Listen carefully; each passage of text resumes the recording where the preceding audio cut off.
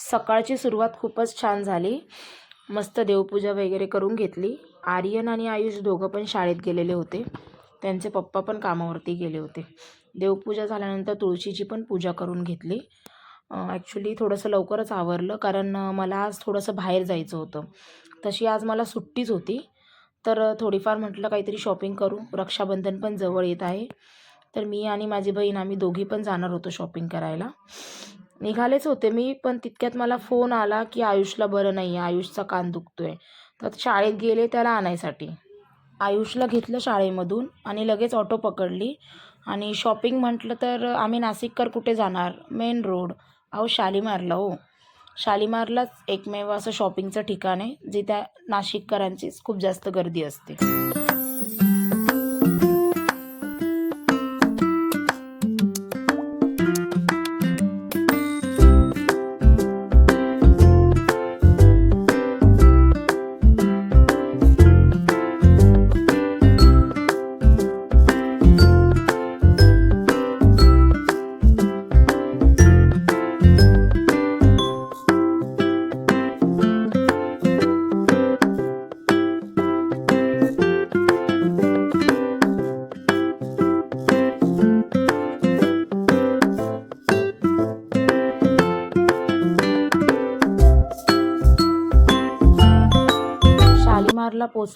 शालीमारला पोचल्यावर पण मी थोडासा व्हिडिओ शूट केला.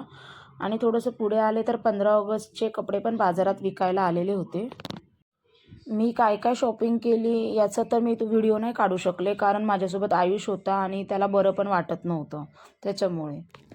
शॉपिंग झाल्यानंतर आलो आम्ही फेमस सायंताराचा साबुदाणा वडा खायला. आणि इकडे बघा माझे पर्सनल वेटर माझ्यासाठी साबुदाणा वडाची प्लेट घेऊन येत आहेत. खाऊन झाल्यानंतर आम्ही लगेच घरी जायला निघालो कारण आयुष खूप रडत पण होता. त्यानंतर आर्यनसाठी खाऊ घेतला. त्यानंतर घरी पोचलो. आर्यनची रिॲक्शन बघण्यासाठी व्हिडिओ शूट केला.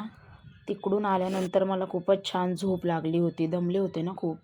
त्याच्यानंतर 6ला उठले, मग चहा वगैरे बनवला आणि लगेच दळण करायला घेतलं कारण घरामध्ये दळण पण नव्हतं. आणि हे असं एक काम आहे की जे फक्त सुट्टीच्या दिवशीच मला पॉसिबल होतं. त्याच्यानंतर लगेच दळण वगैरे केलं आणि आयुष झोपलेलाच होता.